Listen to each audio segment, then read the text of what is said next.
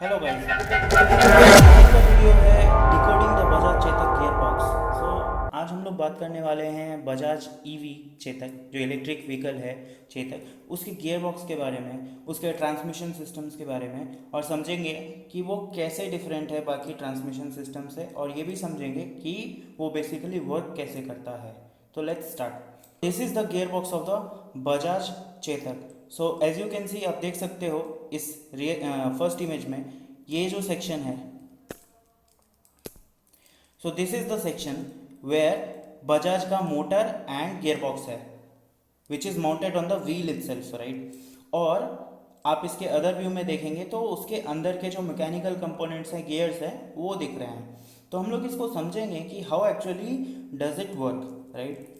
So moving on to next, हम लोग आगे बढ़ने से पहले एक और चीज़ समझते हैं कि आखिर बजाज ने इस गियर बॉक्स को यूज़ करने के पीछे क्या सोचा होगा, या इसके ऑब्वियसली कुछ तो फायदे होने चाहिए इसको यूज़ करने के लिए। बाकी ईवीज या तो बीएलडीसी मोटर यूज़ कर रही है, या तो फिर बेल्ट ड्राइव यूज़ कर रही है, चेन ड्राइव यूज़ कर रही है, but why Bajaj opted for a helical gear box, उसके पीछे के कुछ एडवांटेजेस हम फटाफट समझते हैं। एक तो होता है कि ग्रेटर लोड कैपेसिटी होता है इसके पास, ठीक है, मतलब बेल्ट पुलीज और स्प्रॉकेट्स के पास एक रेटेड लोडिंग होती है, लोडिंग लाइफ होती है, और मतलब शॉक लोड्स और वेरिएबल लोडिंग के लिए वो नहीं बने होते हैं। मतलब जिस लेवल से हेलिकल गियर्स ऑपरेट कर सकते हैं हायर लोडिंग्स पे, शॉक लोड्स पे, वो उतना ऑपरेट नहीं कर सकते हैं। So one thing is load capacity, other is quietness, मतलब बहुत स्मूथ चलता है gear box instead of making noises, जो कि आप स्प्रॉकेट में सुनते होंगे खर खर खर कर, या फिर मिसअलाइनमेंट या फिर टॉलरेंसेस की वजह से उसमें नॉइज क्रिएट होता है, क्योंकि उस पर एक्सटर्नल पार्टिकल्स भी आ सकते हैं, या जो स्प्रॉकेट हैं उस पर dust and other dirt particles की वजह से मैशिंग में नॉइज क्रिएट होता है। But in the gear box का मैशिंग आपको कोई भी नॉइज नहीं आता है, they are very quiet, okay, and they have greater range and flexibility. हाँ जी। एंड चौथी चीज़ होती है कि वो ऑयल डिप्ड होते हैं, मतलब कि जो भी नॉइस या हीट जनरेशन होता है because of the mashing of the gears, वो क्या करता है, ऑयल डिसिपेट कर देता है या ऑयल एब्जॉर्ब कर लेता है, और ऑल्सो लुब्रिकेशन हमेशा रहता है। तो दिस इंश्योर्स दैट कि गियर बॉक्स का जो ओवरऑल लाइफ है that is much higher, okay. फिर फिफ्थ होता है less number of uncertainties, okay. तो इसका मतलब ये क्या हुआ कि जैसे क्या हो गया, आप अगर पुली या स्प्रॉकेट सिस्टम चला रहे हो तो वो अलग अलग पार्ट्स होते हैं, और अलग अलग पार्ट्स जब व्हीकल पे माउंट होते हैं तो उसमें बहुत ज़्यादा चांसेस होते हैं कि उसमें मिस अलाइनमेंट क्रिएट होगा, ठीक है, या फिर वो अपने 100% डिज़ाइन रेंज में नहीं होगा। बट गियर बॉक्स में ये कम है, बिकॉज वो एक सिंगल पार्ट बन के आता है, इसलिए जो नंबर ऑफ अनसर्टेनिटीज़ हैं वो बहुत ही मिनिमल होते हैं। And six and the most important thing is longer life as compare to the all systems. Gear box की जो लाइफ है they are much higher, okay. Now moving on to the working of the constant mesh gear box which is helical based. तो हम लोग ये देखते हैं कि वो काम कैसे करते हैं, राइट। सो गियर बॉक्स के वर्किंग से पहले एक बार हम लोग फटाफट हेलिकल गियर को समझ लेते हैं, बिकॉज ये हेलिकल गियर्स ही होते हैं जिनसे मिलके हेलिकल गियर बॉक्स या कांस्टेंट मेश गियर बॉक्स बनता है। जो बजाज ने यूज़ किया है बेसिकली उसमें कौन सा गियर यूज़ हो रहा है, हेलिकल गियर यूज़ हो रहा है, राइट। तो अगर आप देख पाओगे तो यहाँ पे ये लाइन से बने हुए, राइट। सो लाइन्स है जो आपको दिख रहा है, this is called helix, right. और ये जो गियर बॉक्स बजाज ने यूज़ किया है, जैसा हम इमेज में देखकर समझ सकते हैं, उसमें जो गियर्स हैं अगर मैं आपको दिखाऊं इस इमेज में, राइट, तो ये जो है पैरेलल एक्सिस अपोजिट हेलिक्स है, मतलब पैरेलल एक्सिस गियर बॉक्स है, क्योंकि अगर आप देख पाओगे तो जो गियर का अलाइनमेंट है, ये जो हेलिक्स का अलाइनमेंट है, अगर आप ध्यान दोगे तो इसमें आपको दिखेगा कि इसका एंगल ऐसा है, एंड जो इससे मैश हो रहा है उसका एंगल उल्टा है, राइट। और ये उन्हीं में होता है जिनका कि पैरेलल एक्सिस माउंटिंग होता है। अगर आप देख पाओगे तो ये इसका एक्सिस है माउंटिंग का, तो ये देखो आप, ये दोनों पैरेलल लाइंस हैं। So this means it's a parallel axis opposite helix gear box, right. अब इस गियर के पास क्या क्या एडवांटेजेस हैं इसके पास एक तो मोर लाइफ मतलब ज़्यादा लाइफ है, ग्रेटर लोड कैपेसिटी है, रिलायबिलिटी है। रिलायबिलिटी क्या होता है? Reliability is something which ensures that कि बिना फेल हुए कितना ज़्यादा चल सकता है, ठीक है। मतलब जो सिस्टम मान लेते हैं कि 5000 के दो सिस्टम चलाते हैं, 5000 किलोमीटर, दूसरा भी 5000 किलोमीटर, एक सिस्टम 2500 पे फेल हो जाता है और एक सिस्टम 5000 पे भी फेल नहीं होता है। इसका मतलब रिलायबल सिस्टम कौन सा है? तो रिलायबल सिस्टम वो है जो 5000 किलोमीटर को क्रॉस कर गया, मतलब जिसके पास ज़्यादा लाइफ वो ज़्यादा रिलायबल। आइसोलेटेड मतलब होता है बाकी चीज़ों से बंद या सेपरेट। सो सिंस ये गियरबॉक्स इनक्लोजर के अंदर होता है तो इसीलिए ये बाहर के एनवायरनमेंट से आइसोलेटेड होता है और इसमें जंग लगने का कोई चांस नहीं होता है। इसमें आपका जो बाहर की गंदगी है वो जाने का कोई चांस नहीं रहता, राइट। और कोई एक्सटर्नल पार्टिकल आके इन दोनों के बीच के फंक्शनिंग को इंटरप्ट करे वैसा भी पॉसिबल नहीं है। एंड बिकॉज इनके बीच का जो ऑपरेशन है वो काफ़ी स्मूथ होता है, इसलिए वो नॉइज़ भी बहुत कम जनरेट करते हैं। And because of less noise and better tolerance controls, यहाँ पे वाइब्रेशन भी बहुत कम होता है, ओके। अब एक बार डिटेल में जाते हैं तो इसमें स्पर गियर्स के बारे में। तो most of the gear box use this, आप जितने भी गियर बॉक्स देखोगे चाहे वो 4 व्हीलर्स के हों 2 व्हीलर्स के हों, सब में आपको ये हेलिकल गियर देखने को मिलेगा। और कंपेयर टू स्पर गियर इसके पास ज़्यादा कॉन्टैक्ट रेशियो है। कॉन्टैक्ट रेशियो मतलब कि कितना ज़्यादा एरिया दो टीथ का मेश में रहता है, राइट। तो हेलिकल गियर के पास ज़्यादा रहता है। और इसमें एक्सियल थ्रस्ट जनरेट होता है। एक्सियल थ्रस्ट मतलब कि सपोज ये बेयरिंग है या शाफ्ट है ऐसे करके, तो शाफ्ट पे इस तरीके का लोडिंग, साइड लोडिंग, इसको हम बोलते हैं एक्सियल, राइट। तो इसके वजह से इसमें आपको थ्रस्ट बेयरिंग यूज़ करना पड़ता है या फिर रोलर बेयरिंग यूज़ करना पड़ता है, okay. Next is ability to be used with either parallel और नॉन पैरेलल शाफ्ट। आप या तो इसको पैरेलल शाफ्ट के साथ चला सकते हो या नॉन पैरेलल शाफ्ट के साथ चला सकते हो। और ये आपको ग्रेजुअल टीथ मेशिंग अलाउ करता है। और हम इसमें क्या होता है हेलिकल गियर में कि मल्टीपल टीथ हमेशा मेश में रहते हैं। मल्टीपल टीथ मेश में रहते हैं मतलब मल्टीपल टीथ कांटेक्ट में रहते हैं, जिसके वजह से क्या होता है, अगर आप यहाँ इस जोन में देख पाओ तो आपको दिख रहा है ये कांटेक्ट में, ये कांटेक्ट में है, ठीक है, ये कांटेक्ट में है। मतलब बिकॉज ऑफ 2 3 4 टीथ आप हमेशा कांटेक्ट में रहेंगे तो जो लोड कैरिंग कैपेसिटी है बिना फेल हुए वो बढ़ जाती है, राइट। अब हम नेक्स्ट मूव करते हैं। ये देखिए, अब हम एक बार गियर बॉक्स को, बजाज का जो ये चेतक का गियर बॉक्स है उसको हम ध्यान से समझने का कोशिश करते हैं। और ये साइड में एक रेफरेंस इमेज लगा रखा है जिससे कि हम आसानी से समझ सकें, राइट। तो एक बार देखिए, तो बेसिकली ये जो बजाज का गियर बॉक्स है वो 2 स्टेज गियर बॉक्स है, राइट। 2 स्टेज गियर बॉक्स मतलब इसमें 2 रिडक्शन होते हैं। एक मोटर से एक शाफ्ट पे आएगा, उस शाफ्ट से फिर व्हील वाले शाफ्ट पे जाएगा। तो कैसे कैसे होता है एक बार देखते हैं। इनपुट शाफ्ट हो गया, जिससे मतलब जो आपका मोटर का शाफ्ट हो गया, मोटर शाफ्ट पे एक गियर लगा हुआ है नंबर 1, ठीक है। फिर दूसरा इंटरमीडिएट शाफ्ट होता है। इंटरमीडिएट शाफ्ट मतलब हो गया कि उस पर 2 हेलिकल गियर्स होते हैं, ठीक है, और यही मल्टीपल रिडक्शन कराते हैं, वो भी मैं समझाऊंगा। तो आप ये समझ लो कि ये गियर नंबर जो 2 में यहाँ दिखा रहा हूँ ये ब्लू वाला है, और जो 3 दिखा रहा हूँ ये येलो वाला है, राइट। एंड 4th वाला गियर कौन हो गया? ये ब्लू वाला।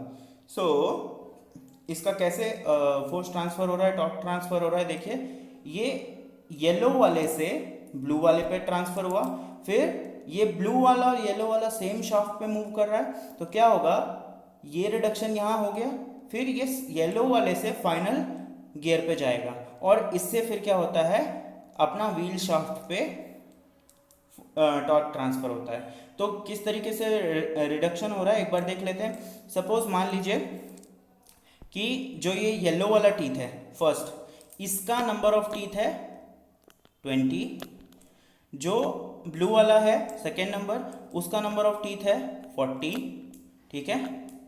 तो इन दोनों का रिडक्शन कितना हो गया, 40 डिवाइडेड बाय 20 यानी कि 2। नाउ आपका ये जो छोटा वाला येलो है ये नंबर 3 है, और इसमें मान लेते हैं कि टीथ है 25, ठीक है, और जो ये आपका 4 है ब्लू वाला, इसमें मान लेते हैं टीथ है कितना, 75, ओके। सो अब 4 डिवाइडेड बाई 3 कीजिए, 75 डिवाइडेड बाई 25 करेंगे तो कितना हो जाएगा, 25 3 जा 75। इसका मतलब ओवरऑल रिडक्शन रेशियो कितना होगा, तो ये दोनों का मल्टीप्लिकेशन हो जाएगा। सो ओवरऑल हो जाएगा ये 2 मल्टीप्लाइड बाय ये 3, 2 multiplied by 3 is equal to 6। So इसका मतलब ये हुआ कि अगर यहाँ से बजाज ईवी में जो है टॉर्क वो 16 न्यूटन मीटर का है। ओके, सो 16 न्यूटन मीटर का टॉर्क यहाँ से इस इनपुट शाफ्ट से इस पे गया और ये सेम टॉर्क इस पे गया, ठीक है, और क्या हुआ, इस पे आया। तो इसका मतलब 16 इस पे जब गया तो वो टॉर्क कितना बन गया, मल्टीप्लाइड बाई 2, क्योंकि जो हमारा 1 और 2 के बीच का रिडक्शन रेशियो है वो 2 का, यानी इस पे 32 न्यूटन मीटर का टॉर्क आ गया। ओके, नेक्स्ट अब ये 32 न्यूटन मीटर इन दोनों के बीच में कितना बन जाएगा, क्योंकि इस पे 25 टीथ है, इस पे 25 टीथ है, तो हमने निकाल लिया कि इसके बीच का रेशियो 3 है। सो ये 32 जो है ये 3 टाइम्स और मल्टीप्लाई हो जाएगा इस गियर पे आते आते, तो कितना हो जाएगा 32 मल्टीप्लाइड बाय 3, दैट इज 3 2 जा 6, 3 3 जा 9, यानी कि जब ये 16 मीटर टॉर्क इनपुट से आएगा, इस पे जाएगा, फिर यहाँ जाएगा, और फिर जब इस गियर पे आएगा 4th नंबर पे जो कि व्हील का है, जिससे कि व्हील की शाफ्ट जुड़ी हुई है, तो यहाँ पे 96 न्यूटन मीटर का टॉर्क बन जाएगा। राइट, तो आप इस इमेज को एक बार देख लीजिए। ये आपका मोटर वाला शाफ्ट हो गया, फिर उसके बाद आपका ये इंटरमीडिएट शाफ्ट हो गया, इसके साथ एक और छोटी गियर जुड़ी हुई है, और इससे जो फाइनल गियर है 4th नंबर वो जुड़ा हुआ है। ठीक है, तो इस तरीके से इसका पूरा गियर बॉक्स जुड़ा हुआ होता है। नेक्स्ट एक और इमेज देखते हैं समझने के लिए।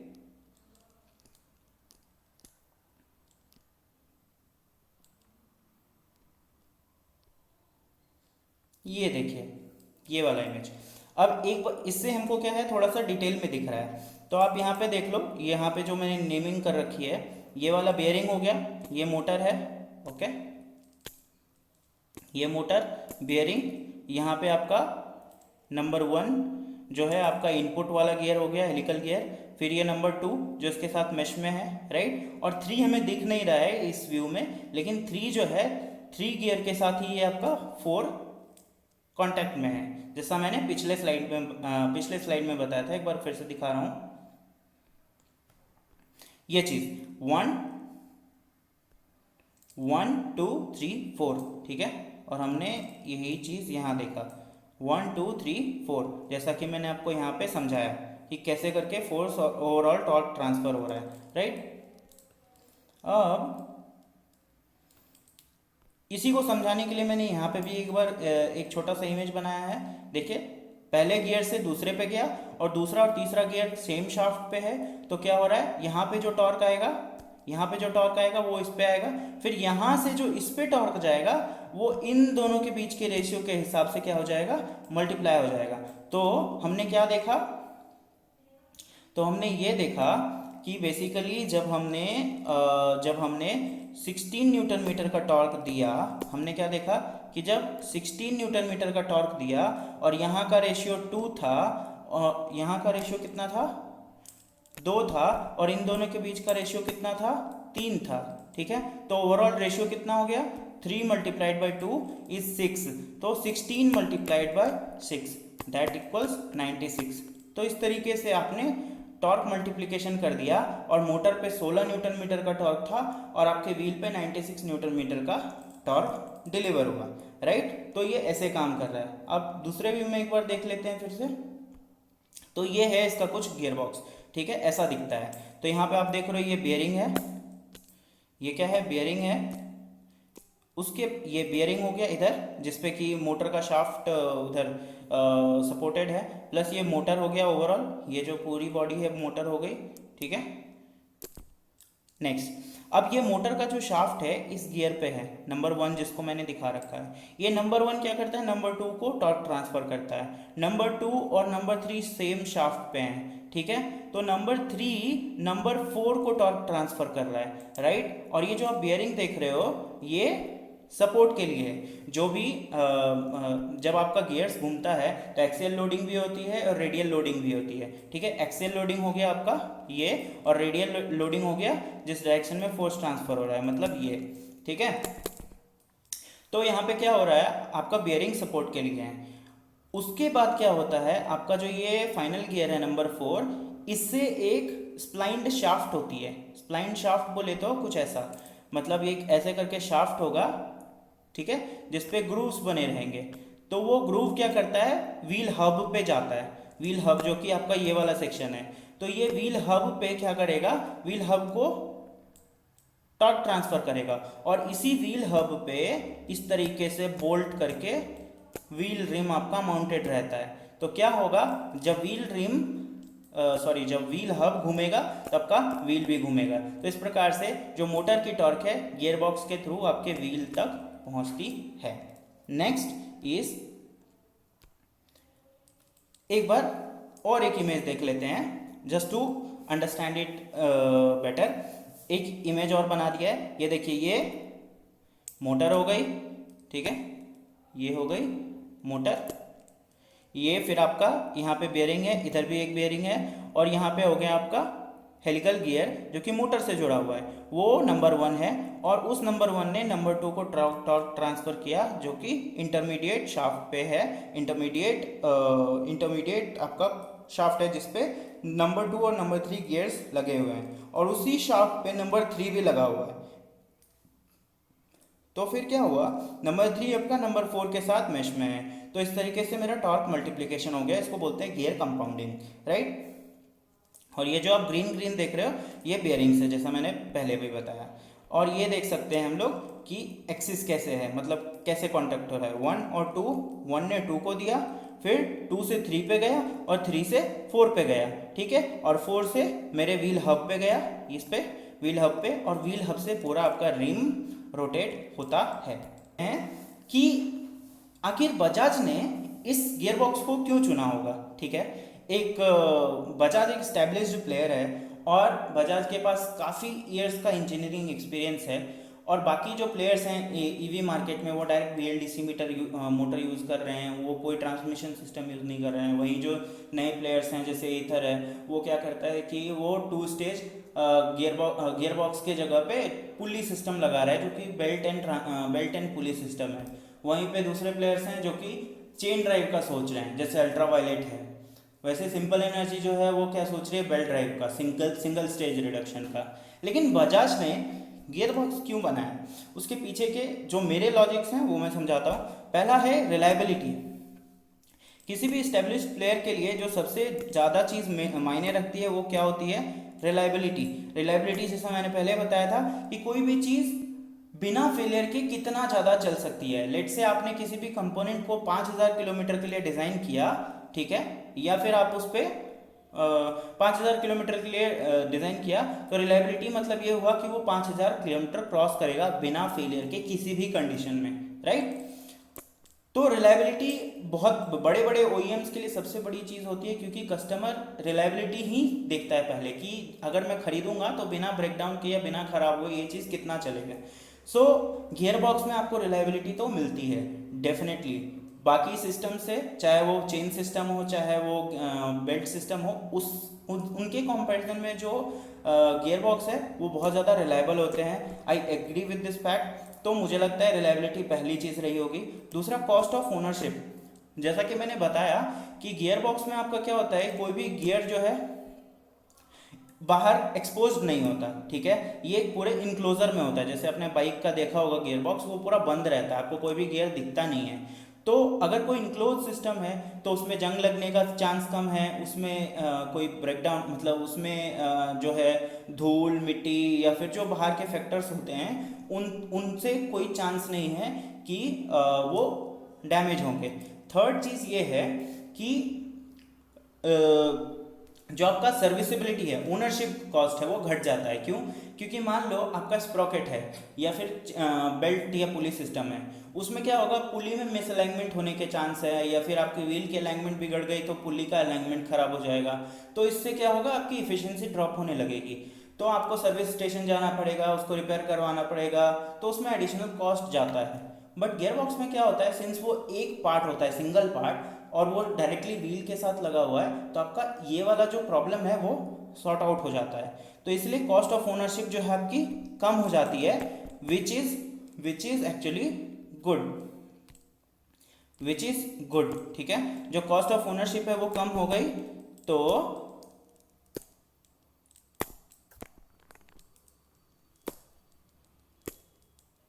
तो कॉस्ट ऑफ ओनरशिप कम हो गई, that is a good thing. Okay, no alignment issues, जैसा मैंने बोला कि चलते चलते क्या होता है, आपका टेंशन लॉस हो जाएगा, या फिर आपका चेन स्लैक हो जाएगा, आवाज़ करने लगेगी, और हो सकता है व्हील में कुछ मिस अलाइनमेंट हो गया, जिसकी वजह से आपका अलाइनमेंट का इश्यूज आ जाएगा और ट्रांसमिशन सिस्टम को फिर से अलाइनमेंट करवाने का ज़रूरत पड़ जाएगा। लेकिन गियर बॉक्स में वो चीज़ भी नहीं है, so that is also a very good thing. Less moving parts, आप अगर बेल्ट या चेन ड्राइव लोगे, उसमें आपको मूविंग पार्ट्स दिखते हैं। पहला तो चेन हो गया, चेन के अंदर देख लोगे तो बहुत सारे रोलर्स होते हैं, ठीक है। फिर दूसरा आपका स्प्रॉकेट हो गया जो पहिए पे माउंटेड होता है, एक स्प्रॉकेट हो गया जो आपका गियर बॉक्स पे माउंटेड रहता है इंजन पे। तो उसमें बहुत सारे मूविंग पार्ट होते हैं। लेकिन अगर आप गियर बॉक्स बाहर से देखोगे तो गियर बॉक्स में क्या आपको कोई मूविंग पार्ट दिखता है? नहीं दिखता है। तो इसीलिए अगर less number of moving parts होंगे जो बाहर से दिखते हैं या जो एक्सपोज रहते हैं, तो उसका मेंटेनेंस भी कम होगा। ओवरऑल लाइफ, जैसा मैंने बोला, इतना ज़्यादा होता है। Efficiency of the system is approximately 98% if properly design.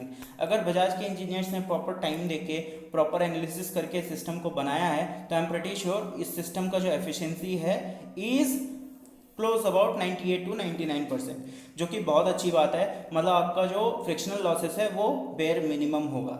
और तीसरा आता है, छठा आता है एफिशिएंसी जैसा कि मैंने बताया, इफिशियंसी 98% हो गया। And noise, because of the मतलब इनक्लोज्ड सिस्टम और प्रॉपर ऑयलिंग लुब्रिकेशन, ठीक है, इसमें कोई भी नॉइज नहीं आता है। और जैसा मैं बता रहा था, हेलिकल गियर्स काफ़ी स्मूथ ऑपरेट करते हैं, तो उसके वजह से भी जो ओवरऑल गियर बॉक्स का नॉइज है that is on a much lower side, right.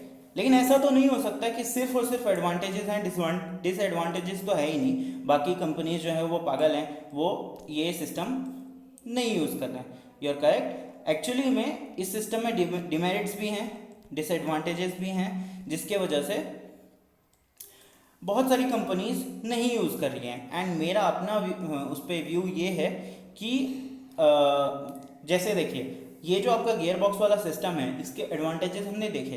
अब इसके डिसएडवांटेजेस पे आ जाते हैं, जो कि प्योरली मेरे नॉलेज के बेसिस पे हैं।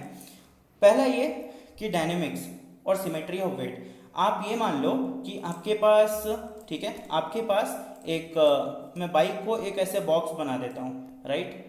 बॉक्स बना दिया और उसको दो भाग में बांट दिया, ये हो गया लेफ्ट, ये हो गया राइट।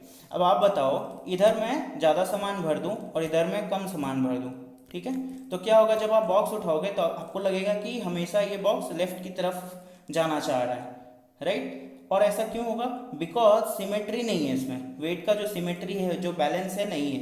मतलब लेफ्ट की तरफ ज़्यादा लोड वेट है, राइट की तरफ कम लोड है, इसके वजह से हमें हमेशा आपको लगेगा कि व्हीकल टूवर्ड्स द लेफ्ट जा रहा है। तो फर्स्ट थिंग वो हो गया डायनेमिक्स, और ये आपका डायनेमिक्स को इम्पैक्ट करेगा, which is called vehicle dynamics, right.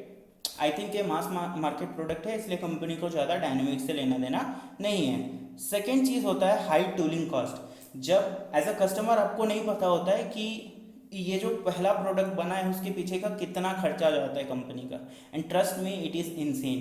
मतलब एक एक स्कूटर या एक एक बाइक को डेवलप करने में कंपनी को 100 150 करोड़ का या 200 करोड़ का इन्वेस्टमेंट करना पड़ता है डिज़ाइन एंड डेवलपमेंट में, तब जाके वो बनता है। तो जब आप गियर बॉक्स बना रहे होते हो तो उसका जो इनिशियल टूलिंग कॉस्ट है बहुत ज़्यादा होता है। क्यों? क्योंकि उसमें आप केसिंग बनाते हो, ठीक है, उसमें आप क्या क्या बनाते हो, उसमें आप केसिंग बनाओगे, फिर उसका सीलिंग मैकेनिज्म बनाओगे जो गैस्केट वगैरह होता है, फिर उसमें आप क्या करोगे, लुब्रिकेशन के लिए चैनल्स बनाओगे, ठीक है, फिर उसकी लुब्रिकेशन हो गया, उसके बाद उसका गियर डेवलप करोगे, ठीक है, और गियर इटसेल्फ को डेवलप करना बहुत बहुत ज़्यादा सरदर्द का काम है, मतलब इसकी जो टूलिंग कॉस्ट होती है बहुत ही ज़्यादा होती है, राइट। उसके बाद आपको जो है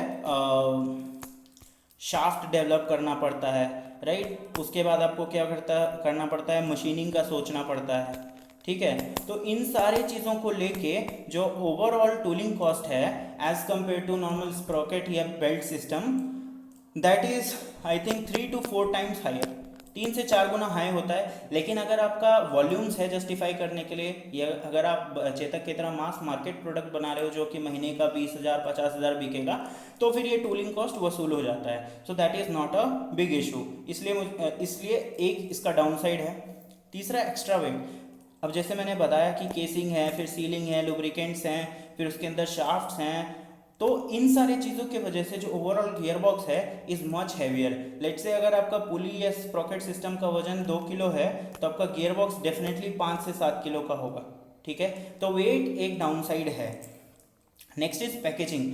हर गाड़ी में गियर बॉक्स पैकेज करना मतलब ईजी नहीं होता है। गियर बॉक्स बल्कि होते हैं, वो काफ़ी स्पेस लेते हैं, इसलिए उनकी पैकेजिंग इज़ क्वाइट डिफ़िकल्ट। इसीलिए भी मतलब बहुत लोग इससे परहेज करते हैं।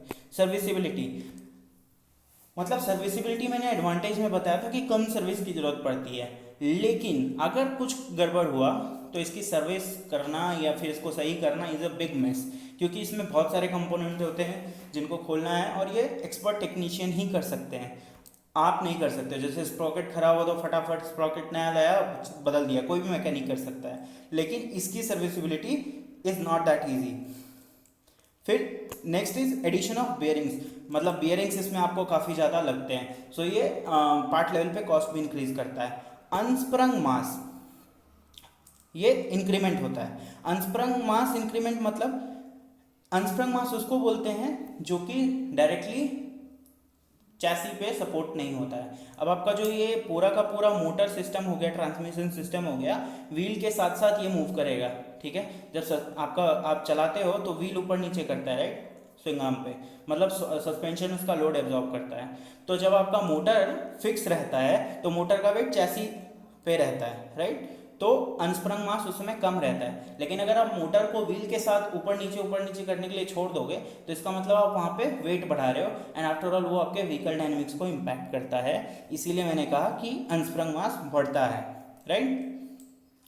आठवीं चीज़ है additional stress on swing arm और चैसी। सिंस अगर आपको ज़्यादा लोड को कैरी करना है स्विंग आर्म पे, यानी वो पार्ट जो पीछे का व्हील को मूव कराता है पूरा, तो उस पर एडिशनल स्ट्रेस आएगा, ठीक है, उस पर एडिशनल लोड्स आएंगे, जिसके वजह से आपको की स्टिफनेस बढ़ानी पड़ेगी या फिर स्ट्रेंथ पे ज़्यादा काम करना पड़ेगा।